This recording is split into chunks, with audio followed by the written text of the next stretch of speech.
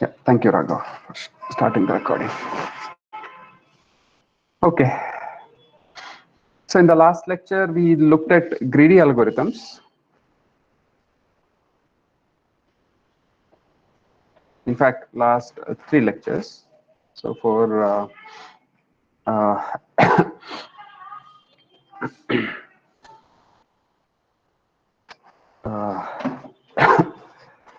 so storage of, storage of files in a sequential device or magnetic tape.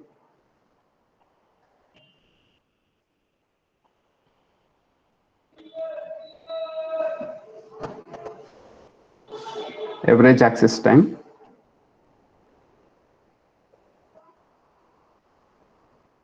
And storage of files with the frequency given.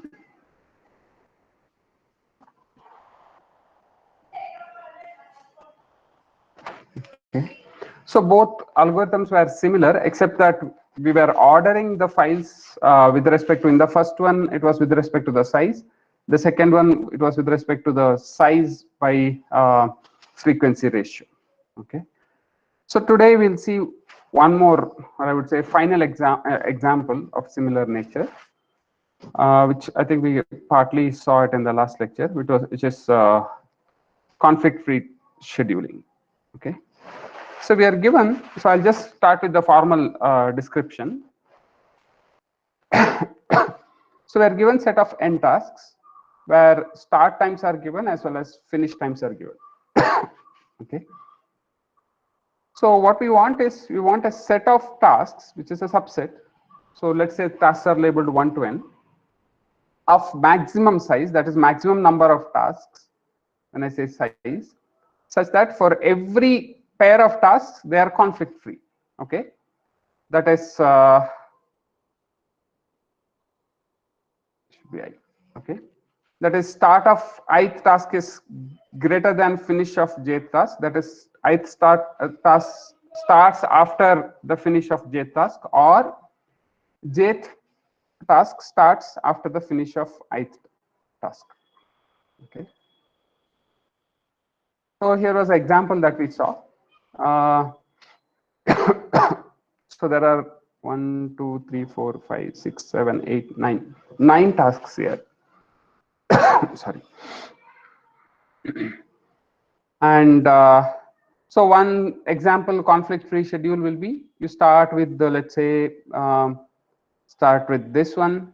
This is the first task, and then something which does not conflict with it, something which starts 3, and possibly this one. Okay, so this is something debatable. So should we start at 4, or in that case, we can just keep this as 4.1. Okay, so so this is one example solution. Is this optimal solution?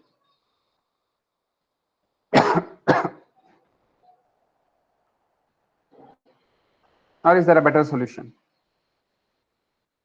So we have seen in the last lecture, right? So if you take this, start with this, then you can take 2, 3 next, then yeah, 3. If you include 3, 4, then and 4, 8. So you can have 4 tasks. Okay. So that is a potentially better solution. So let me just describe the simple recursive solution, or a natural solution. Okay, that works. I think we discussed it in the last lecture. So let's say, so A, B. So okay, so the idea is the following. Okay. So when we look at the tasks, okay, you scan the tasks. So you want to decide whether the first task in the optimal schedule or not. When I say the optimal schedule, I'm a bit incorrect. I mean, there could be multiple optimal schedule in an optimal schedule or not. Okay. So one way to decide it is, you look at the tasks that finish before the start of the first task. Okay. So when I say first task, it's not ordered in anything. It's given as per the input. Okay. So there is no ordering assumption at the input. So you look at tasks which finish before it. So what are the tasks that finish before it? Only one. Okay. Now, if the task is present in an optimal schedule, So we should have an optimal schedule of tasks that precede it, that is finished before it, and we have an optimal schedule of tasks that is completing and that is starting after the completion of this task.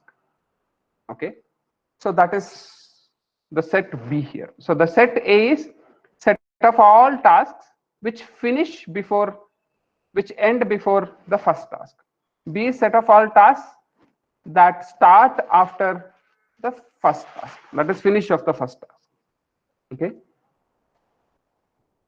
now what we do is, so now see there are only two possibilities, right? Either the task is in an optimal schedule, that is the first task is in an optimal schedule, or it is not in any of the optimal schedule. Okay, so what we do is we recursively solve for A and B. Okay, and then we also recursively solve for tasks which excludes one, that is schedule obtain an optimal schedule for task 2 to n. Okay, so we have three schedules here, T1, T2 and W. Okay, so let's take TS T1 union T2 union 1. Okay, that is the schedule of tasks where one is included. So what is this actually? This is the optimal schedule which includes task 1, and W is an optimal schedule which does not include task 1. Okay, now whichever is a bigger, output that. That is, if cardinality of T is more than cardinality of W, then output T, else output W. Okay, so the algorithm is fairly simple. The good thing about such recursive solution, this is actually a divide and conquer kind of solution, right? This is pretty much a divide and conquer solution. So good thing is correctness is fairly simple. Okay, so how do you get correctness? So there are only two possibilities for task 1.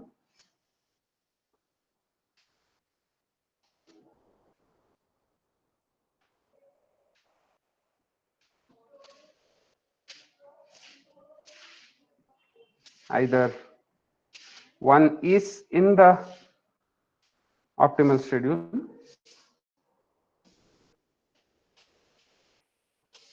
or not. So T by induction hypothesis, or so what is induction hypothesis? The algorithm works correctly on all sets of tasks of size less than n.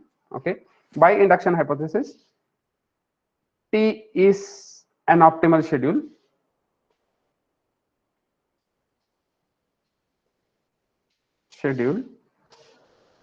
including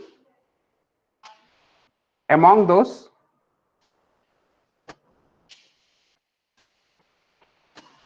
that include task 1. W optimal schedule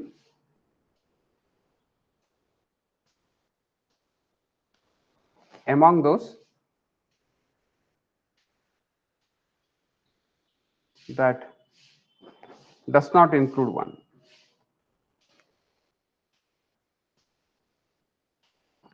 Okay, so if one is in an optimal schedule,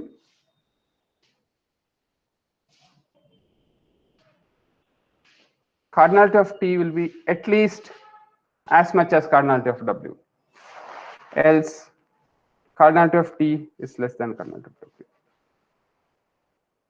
And any of the optimal schedule should be either one among the T or one among W, that is one among possible candidates for T. See, again, optimal schedule need not be unique, so there could be multiple optimal schedules.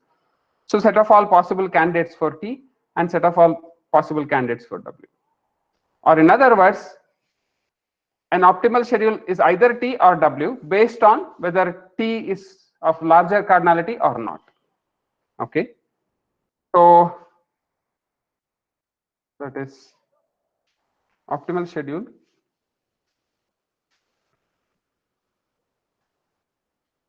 is T if cardinality of T is greater than cardinality of W, is W otherwise. I mean, you can put less greater or equal to, it doesn't matter. One of the places it should be greater or equal to. Okay. This is also fine.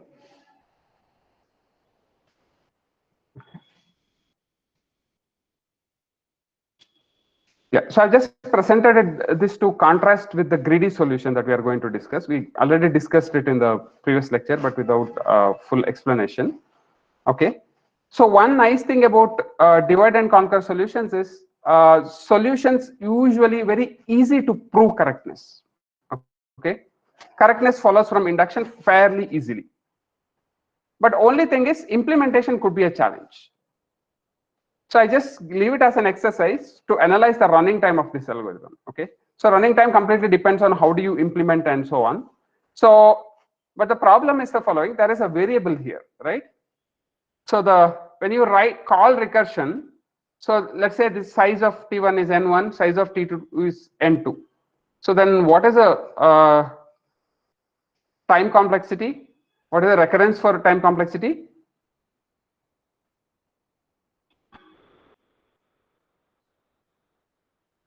Let's say T of N, that's not equal to T of N1 plus T of N2 plus T of N minus 1. Okay. So this looks like a fairly complicated recurrence relation. Okay. So yeah, so the only challenge here is implementational. There is a kind of non-recursive implementation of this using dynamic programming, which takes cubic time. Okay. So we'll not really go into the details of it. But however, we'll look at the greedy solution, which is much simpler to implement and also much more efficient. Okay. Yeah. So this is a greedy solution that we had discussed. I think one of you had also suggested in the class. Okay. So what we do is we sort the tasks with respect to finishing times. Okay. So any question on the previous algorithm? Hello. Yes. Sir, in the correctness in the last but Yeah. one step. Yeah. Can you put that slide? Yes. This is on. Yeah. If one is in the optimal schedule, is in an optimal schedule, you are saying, right? Yes. Can you explain why is it T is greater than or equal to W here? So that means, see, if one is in an optimal schedule, so T will also be an optimal schedule, right? Yes. So hence cardinality of T will be at least as big as W. See, it could be that there is an optimal schedule which does not contain one. So hence W will also have the same cardinality as T, right? I'm not understanding the equal to part there. It can be equal because there could also be an optimal schedule which does not include one, right? So in that case, W will also be an optimal schedule, right?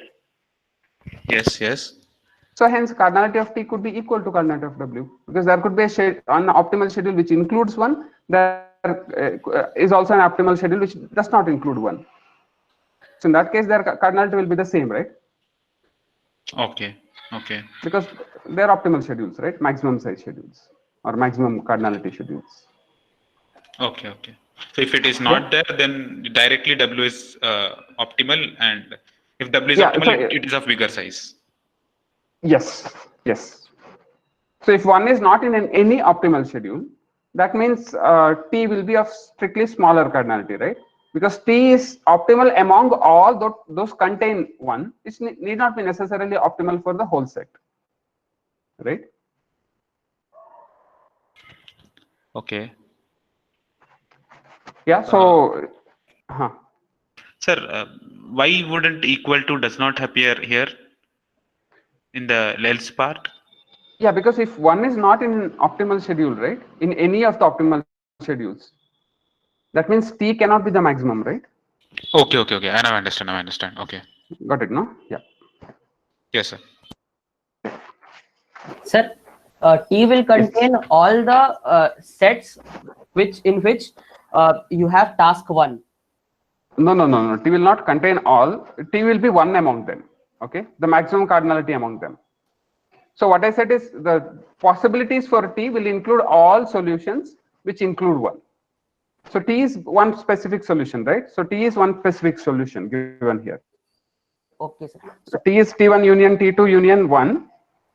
So T is one of them. So one of the optimal solutions which includes 1. Okay. And so the else part, sir, can you repeat that again? How you then concluded the else? So yeah, so this condition says, so if 1 is in an optimal schedule, so what is the negation of it? 1 is not in any optimal schedule. Okay. Yes.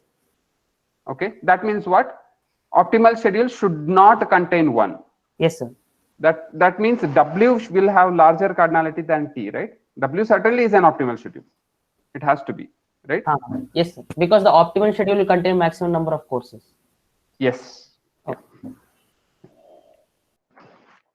Sir, could you explain the recurrence relation also? Yeah, so recurrence relation, I mean, I just wrote based on the calls that are made in the algorithm, okay? So you're making a call with the T1 as a set, T2 as a set, and then 2 to n, right? So this will have size n1, this will have size n2, and this will have size n minus 1. There is also plus something which I didn't really write, okay? So plus whatever time that you require for combining. Let's write it as order. So what is that? Okay, so we need to check the cardinality of this T1, T2. So let's write it as order n, okay, or a constant times n.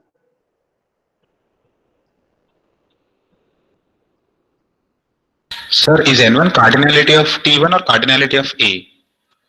Cardinality of T1. No, cardinality of A. Sorry. Okay. Did I say cardinality of T1? I'm sorry. Yeah, it should be cardinality of A. This is cardinality of A. This is cardinality of B. No, that is no big deal. I just looked at the algorithm and wrote the recurrence. That's all. So cardinality for getting T1, the size of, yeah, N1 is the size of A, and N2 is the size of B. Yes. Was that your question? Was that your confusion? Sorry, I can't see the names. Somebody who asked the question about recurrence. Yes, sir. Okay, sorry. Yeah. So N1 was cardinality of A, N2 is cardinality of B. Yeah. But anyway, this, if you try to solve this recurrence, it's not going to work because you don't know what is N1 and what is N2. Okay, so that is why this implementation of this algorithm as such is not even going to be polynomial time. Okay, so yeah. Okay. So all we do is we sort the tasks with respect to finish time in the ascending order of finishing time. Okay, and we start picking the tasks according to this sorted order so that we have maximum number of tasks. Okay, so let's just quickly look at this example and demonstrate it. Okay,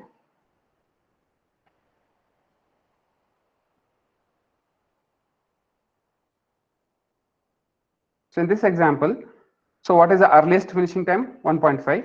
Then 2 is there? No, 2.1. Then 3. Sorry.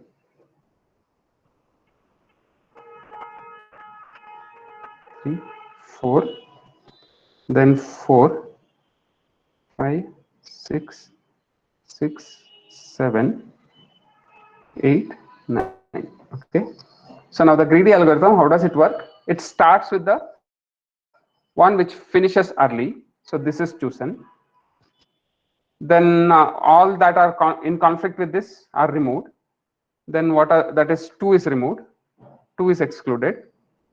Now what is the one that 3 not 2, sorry, 1.2 to 2.1 is excluded. 1.1 to 3 is excluded.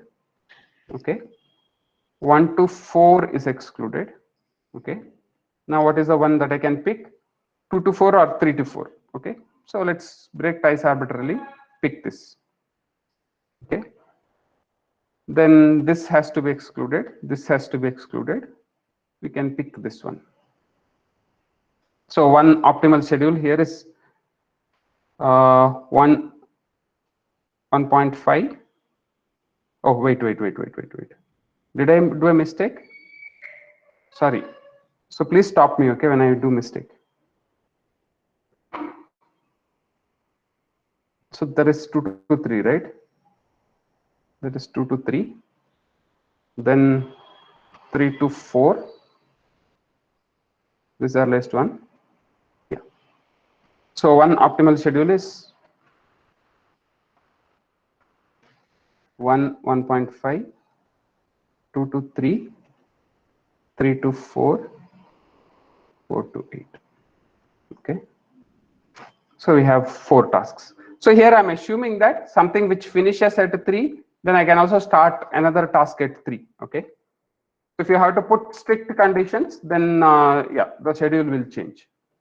Or I can also cheat a bit. I can say this is 3.01, 4.01. Okay, so then that solves the problem. And just for this demonstration purpose. Okay. Okay.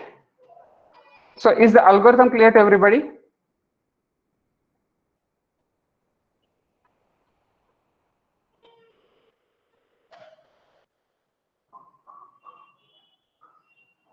Yeah.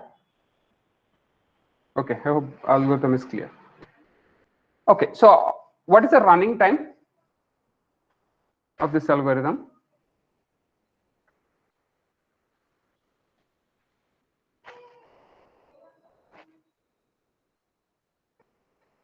n log n. N log n. So why is that? Time taken to sort all the Times taken to sort all the elements is n log n comparisons. And then after that, this second step, right? You start from the first task in that order. You just check for conflict freeness. So this can be done in time order of n, right? Order of n many comparisons and other operations. I mean, if you want to store some value in the array and so on, right? So you create an array X and you need to store the tasks in that order. That's all. Yeah. So running time is n log n. So this is certainly way better than the time bound that I said here. I mean, we didn't prove it though. Order of n cube, the best possible implementation of this recursive solution. Okay. So that way running time, suddenly there is a huge gain. Now, only thing that remains is to know the correctness. So why does this work? Okay. So yeah. Hi, sir. So yes. Hello. Yeah. So just can you explain how it is n log Yeah. n? Means I was thinking it was n square because we will be checking from the first task, and if that then we will check from the second task, like to find the optimal one. Okay. So basically, first task we will check, and then we will check whether if by removing the first task means from the second task can we get the optimal one, like third and fourth. Like we will be having the 2 loops in order to find it. I was thinking. Wait. Yeah, I'll discuss that. Yeah. Okay. So let's say this is the sorted order with respect to finish times. Okay. Yeah. So Yes. now how do I build my array X? Okay. So what you do is you scan from left to right. Okay. Scan from left to right. Okay. So look at the first task. So you include the first task. By default, it will be there, right? First task finishes early, right? So include it here. So after that, so you just move ahead until you have tasks, the first task which starts after the finish of first task. Okay. So increment I. So I was in 1 initially.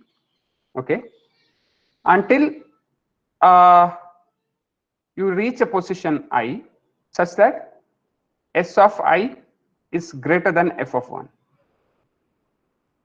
Okay. So this is just a linear scan, right? Sir, I got it.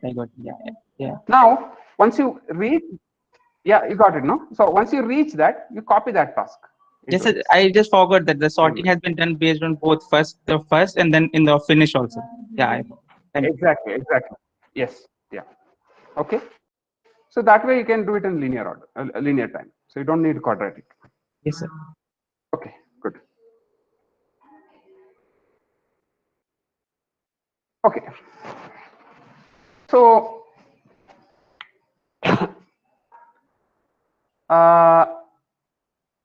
what we need to do is, I mean, just to show that whatever produced by greedy is an optimal solution. See, there could be multiple optimal solutions. Okay. So for that, we'll just start with a simple claim. Okay. So you consider the task G which finishes first. Now the claim is there is an optimal schedule. Okay. So optimal schedule containing G.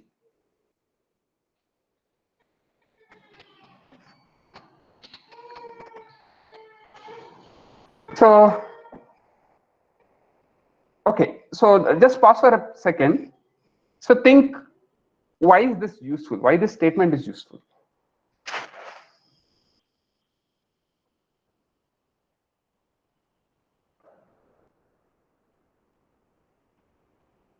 Or what does this statement say?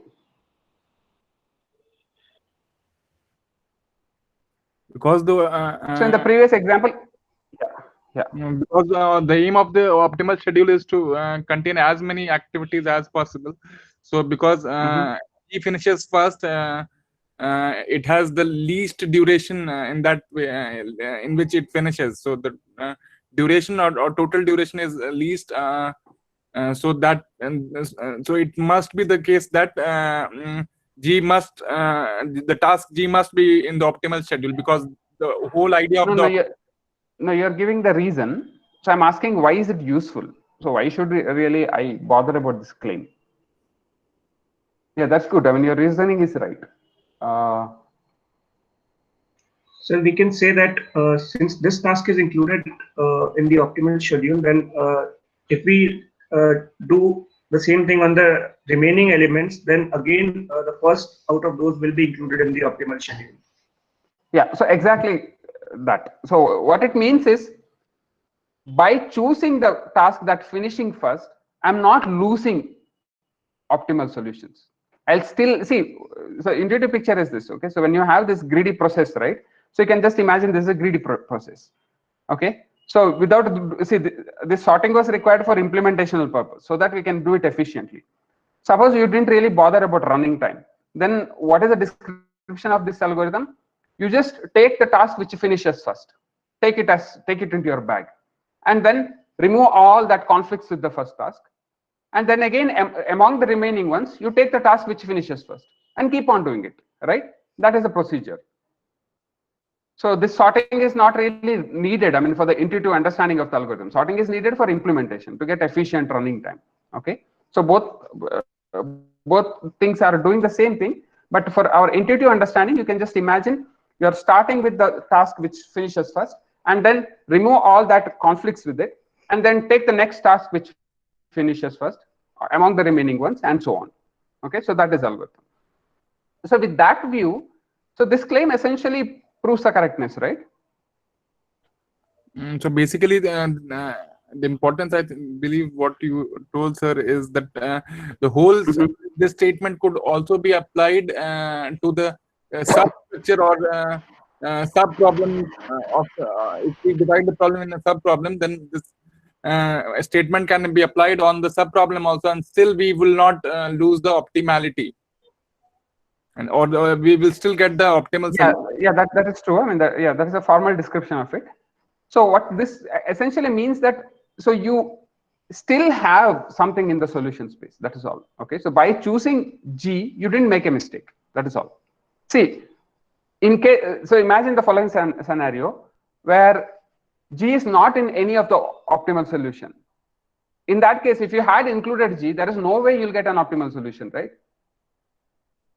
So this essentially says if you include G, you're not losing out all of the optimal solution. There is at least one optimal solution remaining for you. Okay, that's essentially that's essential for the correctness. So okay, so now we'll just formally prove it very quickly. It's a very short proof. Okay, so yeah, so let's start with an arbitrary optimal conflict-free schedule, and let's assume that G is not in X. Okay, so that is G is not in X.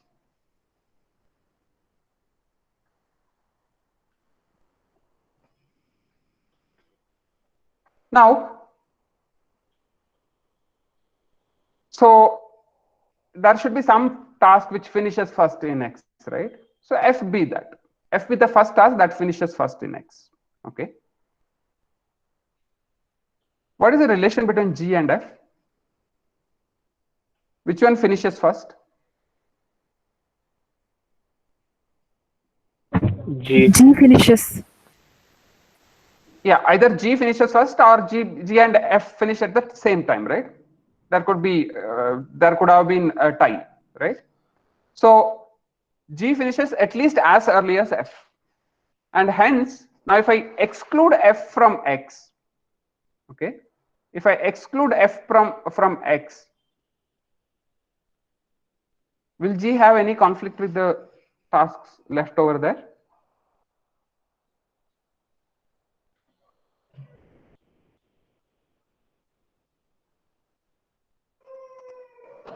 No, right?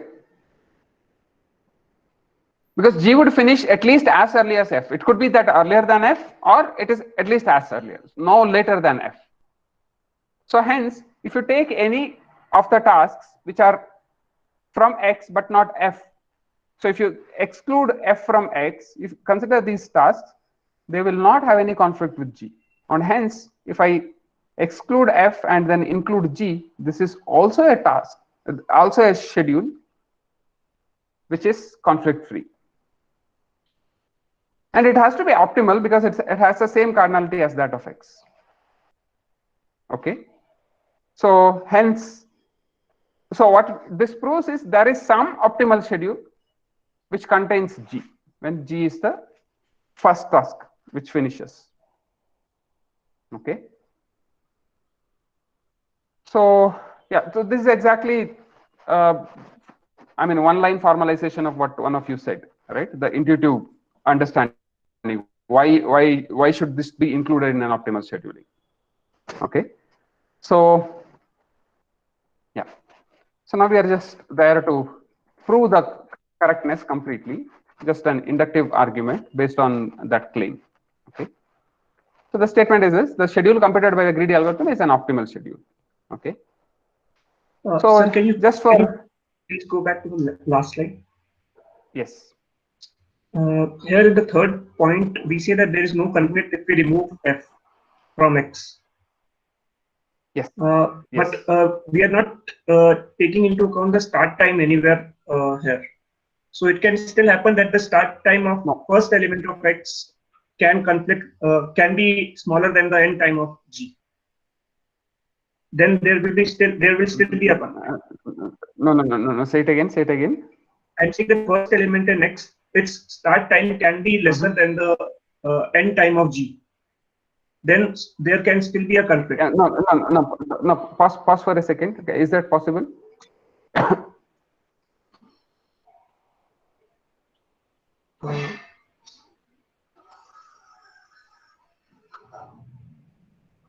See, end time of G at all, it's smaller than end time of F, right? G finishes before F. So if there was a task, say some, let's say H, which conflicts with the end time of G, that is, which starts before the end time of G, it should have started before the end time of F as well, right? Because F ends, if at all, later. It cannot end earlier than G, right? Okay, sir. Yeah. Yes. So. So. Yes. So, can you give an example for this correctness, whatever you said? What do you mean by example for correctness? Can you just... You want a demonstration? Yeah. You can take this itself, right? So if you take any optimal schedule, I mean, see, it's very difficult to give an example for the correctness as such. I mean, in the sense that when you have a proof, I don't know how to give example for a proof as such. I can demonstrate it. Okay. So I can demonstrate it with an abstract thing. Okay. So one intuitive way is the following. Let me find a blank slide. Okay. I have inserted a couple of, let's see.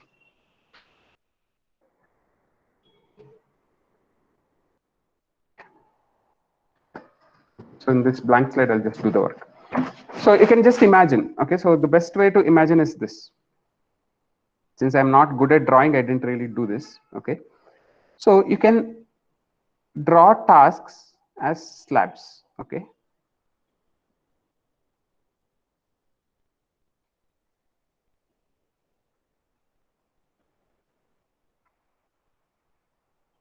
okay, this way.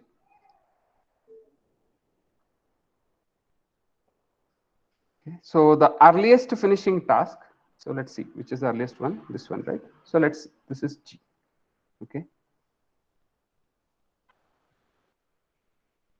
Okay. Now, so let's say we have a solution, an optimal solution. Let's mark with the green. Okay. Oh, okay. So this will not be conflict free. So let's assume.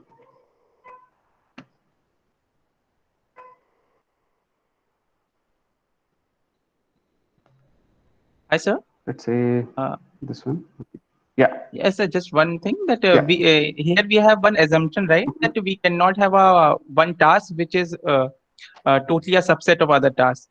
Basically, if the task is from 1 to 5, we cannot have tasks between 2 and 3 and 4 and 2 and 3 and 3 and 4. Can we have it or not? No, no. We cannot have it, No, right? we don't have any such assumption. No, no, we don't have that assumption. Okay. Did we assume anything? No, we didn't assume anything, right? Yeah. We're only given start and finish time. So it could be anything for this problem. Okay. Yeah. So now our solution. So what is the earliest finishing in our solution? Solution are all this green marked. Okay. What is the earliest finishing? I would take it as this. So this is F. Okay. Now the proof basically says if I remove F and include G. Okay.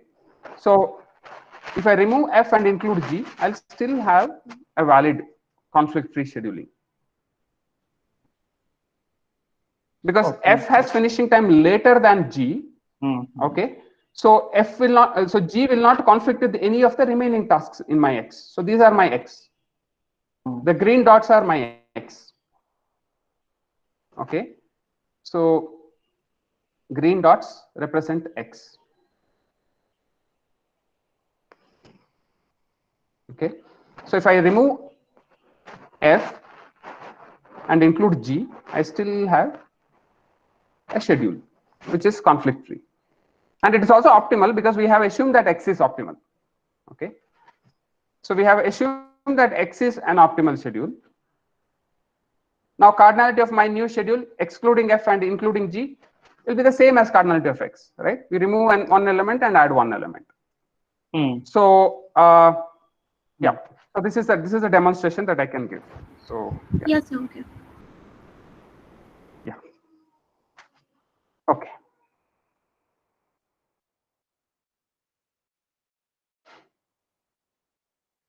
Okay.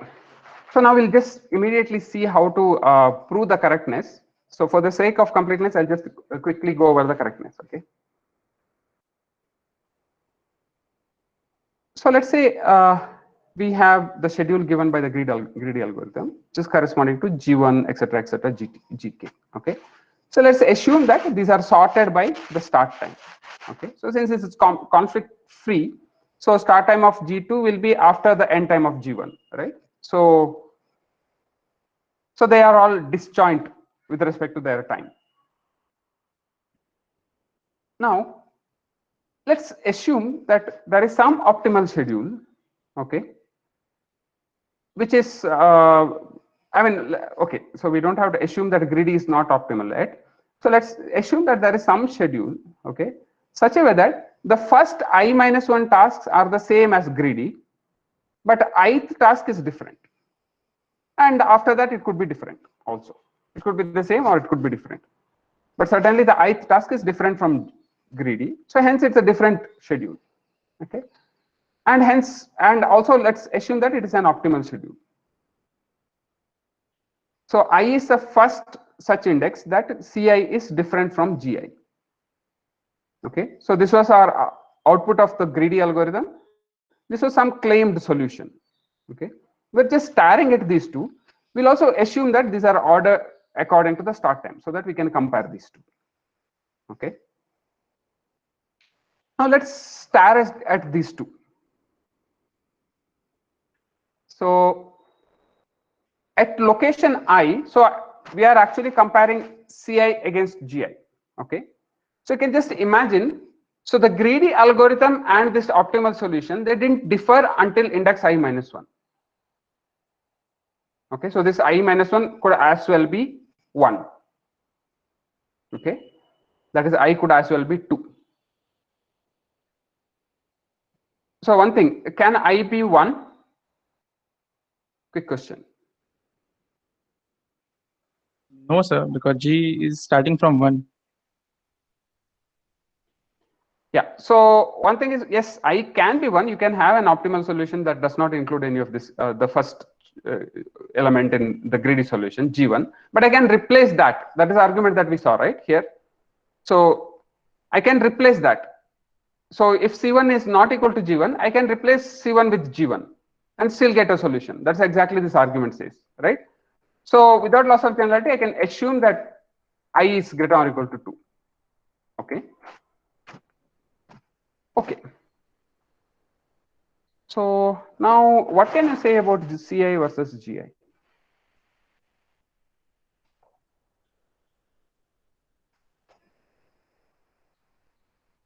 So until I minus 1th iteration, greedy matches with this optimal solution. Okay. Yeah. Now suddenly I have an optimal solution which does not agree with greedy. Sir, I think there is a typing mistake. It should be sorted by finish time. No, started by start time. So basically, both will give the same result, so it doesn't matter. Exactly, because it's a conflict-free scheduling, right? It does not matter.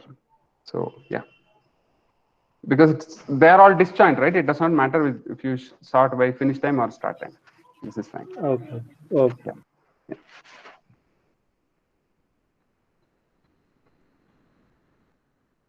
Yeah. So what can you say about Ci versus Gi?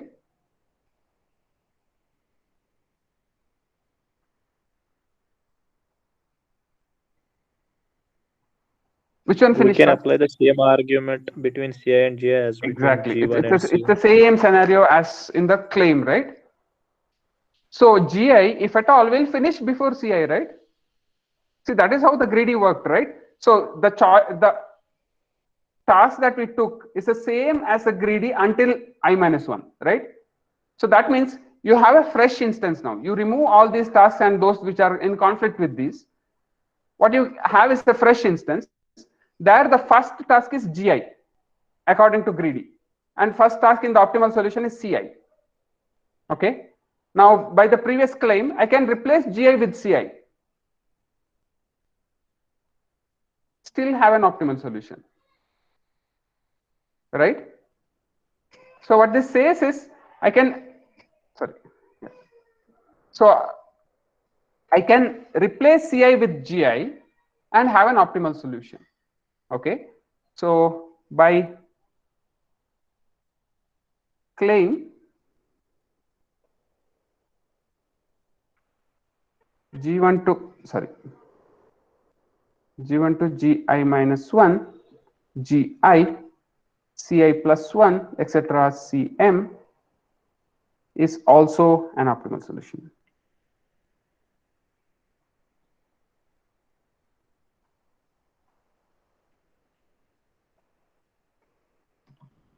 Okay.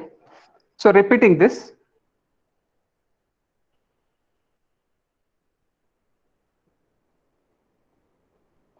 what do we get?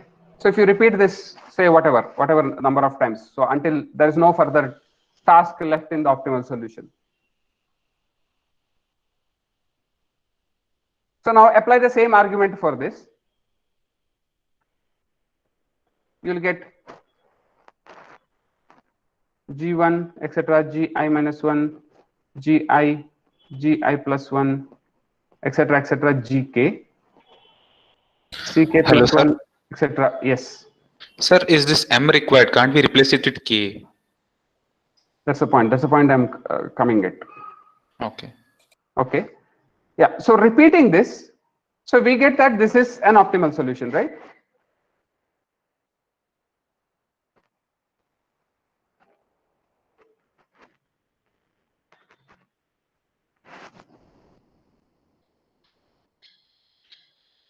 Okay. So you just repeat it, whatever, k minus I times, you get this.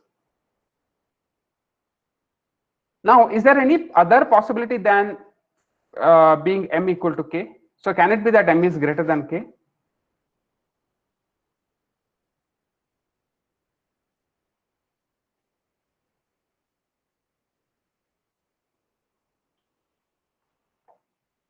So if this is an optimal solution, so why was it that greedy stopped here with just gk? Greedy wouldn't have stopped, right? So if ck plus 1 was conflict free with gk, then ck plus 1 would have included in gk, gk plus 1 as gk plus 1, right? So the fact that greedy stopped here, that means that I cannot have any further tasks which are not conflict free with gk. So since greedy stopped with gk, we cannot have a task ck plus 1 that is conflict free with gk.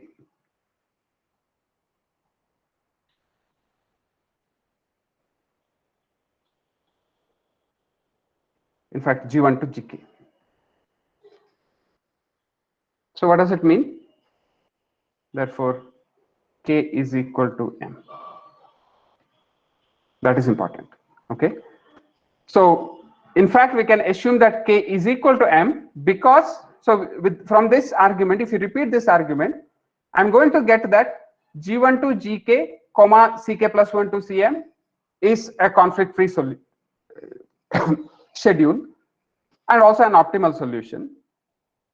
But the fact that greedy stopped at gk forces us to agree that so such a ck plus 1 cannot exist.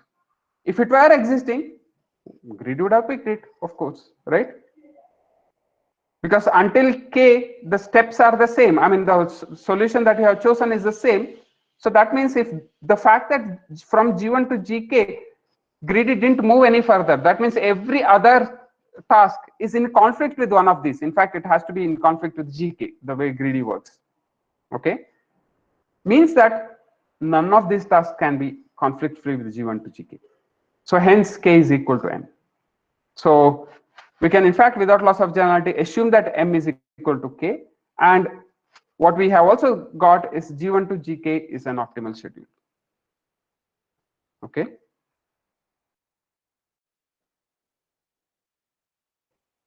Yeah. Is that fine? Hello. Yes. Sir, initially we have G1 to Gi minus 1 and Ci to Cm. This is an optimal solution and we don't know anything regarding M and K. Yes. Yes. But when we are saying that we have replaced till K and Ck plus 1 to Cm, we are saying that there is no solution there, like we can't consider the Ck plus 1 to Cm that because that would be conflicting with the remaining elements. Yes. Otherwise they would have been picked by greedy. Yes. So we have a solution with Cm and we are saying that we are removing them. I'm not understanding why k is equal to m from this argument. No. See, the point is when we start with this, I cannot assume anything about the number of elements in this solution, right? When I've started. Okay. So what we have by repeating this, what we have got is g1 to gk, comma ck plus 1 to cm is an optimal solution under the assumption that this was an optimal solution. Okay. Now ck plus 1 to cm exists only if m is not equal to k, right? So if m is not equal to k, so but yeah, m is not equal to k, that means that ck plus 1 is, I mean, yeah, I don't see any problem with the argument as such. Sorry, what was your problem exactly? Yes, we just removed ck plus 1 to cm and then said k is equal to m. No. It must be that k is equal to m. That's what we are arguing. So such a task cannot exist from the fact that greedy stopped at this. That's what. So that means k must have been equal to m. So this stays only if k is not equal to m, right? Only if k is less than m. ck plus 1 to cm exists only if k is less than m, right? Yes. Right. So this argument can be repeated only up to k because greedy run only up to k. So what do we have in hand? So we have in hand this as the optimal solution or as an optimal solution. Okay. But now, so we need to look at ck plus 1 if at all it exists.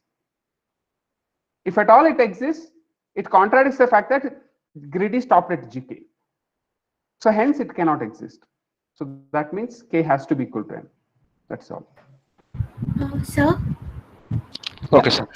So Yeah. just for the clarification, like we have taken an array that gives the tasks G1 to GK, which is selected by greedy algorithm, right? Yes. In the second point, you have selected the subset from the greedy algorithm output. No. I haven't selected. So I'm just choosing an arbitrary optimal solution, which is different from greedy. Okay. Okay, so there is some part of the greedy and some part of the which is not greedy, right? Yeah. So I'm just assuming that. So the first I minus 1 are a part of greedy. This Yeah. I minus 1 could be as well 1. So it cannot be. So I cannot be 1. That you agree, right? Because of the previous claim. Yeah, because greedy has one. That's why. No, yeah, the first task chosen by greedy will always be in an optimal solution. Hence, hence I minus 1 is at least 1. Okay. Yeah. So what we have, so somebody has given us, so you can just imagine there is an adversary arguing against the correctness of greedy. Okay. So he or she has thrown this solution at us. And we are looking at the prefix which matches with greedy. So we know that there is a non-trivial prefix because at least C1 will be equal to G1. Okay. From the previous argument. So, or we can modify the optimal solution so that C1 equal to G1. Okay. So we just look at this prefix. And based on this, right, so the greedy algorithm behaves same way as the optimal solution here. And then, so what was your question? Sorry. I mean, after that. So I was telling that in the second point that you have selected G1 to Gi minus 1.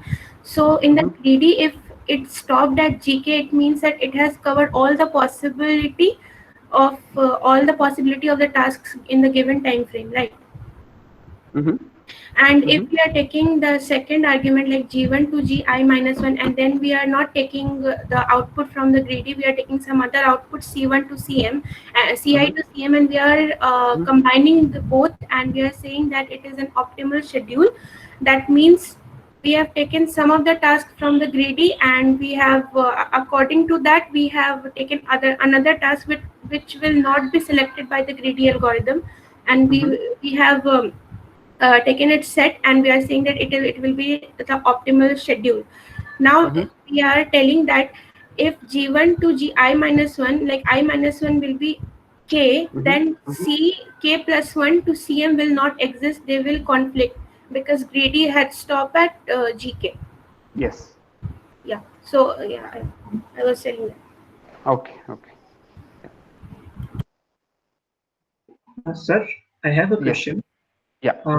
When we say that since the greedy algorithm stopped at K index, that means after that there would be a conflicting task if at all it's there, since the greedy algorithm has stopped. So by saying this, aren't we assuming that the greedy algorithm is working correctly? And in fact, we had to prove the correctness of the algorithm itself. No. So we are assuming that greedy algorithm just stops after a finite number of steps, which is fine, right? There are only finite number of tasks. But saying that if it stopped there, that means there would be a conflicting activity after that. That itself says that the algorithm is working correctly. While No, it does not. It does not, right? See, it just says that greedy stops after some point of time. That's all it says.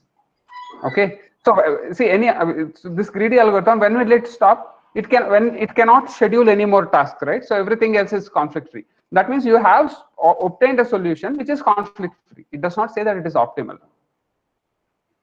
Okay.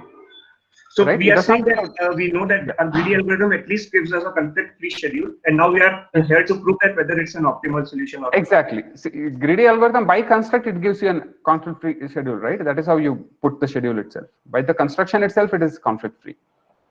But Okay, is it the maximum? We didn't know. So this argument basically says that it has to be the maximum. Yeah. Okay. Okay. Yeah.